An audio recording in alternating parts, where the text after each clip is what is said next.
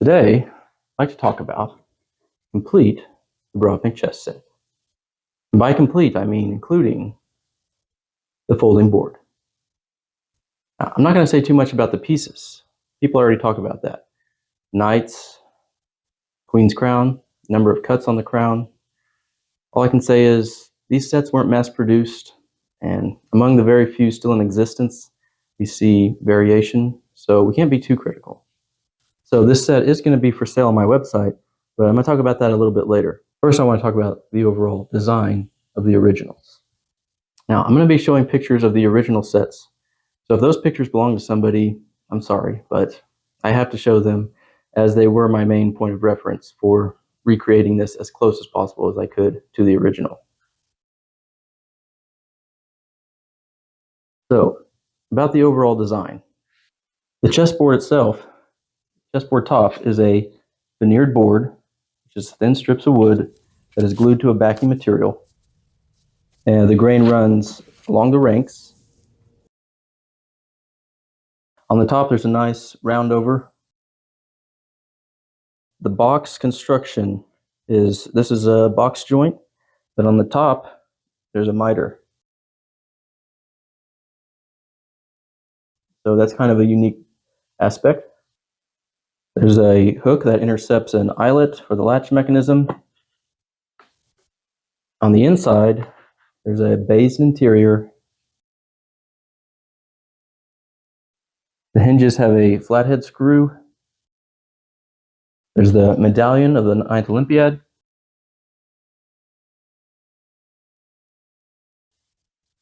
The pieces were not weighted, and they were loose in the box. So this set is historically significant, but with this design, there are a few nuances, such as the pieces are a little bit small for the square size. That was the style back then. But the 3.5-inch tall king on a 60mm square, it didn't bother me at all. The pieces are not weighted, which is not good. It's fine for classical. The pieces are loose, rolling around in here, which if the pieces were weighted, then that would make this so much worse. The base is old world quality, but it does attract little bits of lint. The hinges, the barrels of the hinges protrude ever so slightly, that when the board is in use, it will rest on the hinges and will not lay perfectly flat, leaving a very small gap there. Whenever I mounted the hook and the eyelet, I looked back at pictures of the original and saw that in order to intercept the eyelet, the hook is actually bent. Now, maybe not a big deal, but I found it kind of odd. The medallion on the original sets had a circle cut out around them. I have a couple theories why this could be. Now, it could be that these boards were already in existence and they simply adapted the board for the 9th Olympiad by installing the medallion. Or it could be that the boards were being made while the design for the medallion was still being decided, or the manufacturer had a long lead time for those. So the boards were finished, and then the medallions show up, and now they needed to fit them into the boards. And so instead of removing all of the bays, they just did a circular cutout, a detail that probably bothered a few people.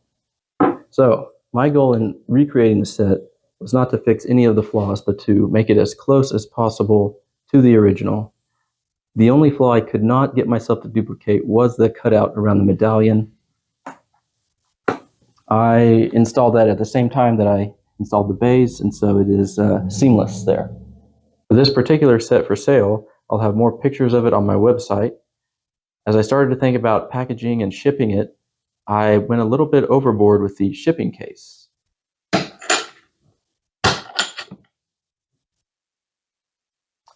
So it's a bit heavy, coming in at about 13.5 pounds total, but it should survive being shipped across continents. Now I want to hear from you. I put a lot of work into the development of this, but with all the nuances of the design, was it worth it?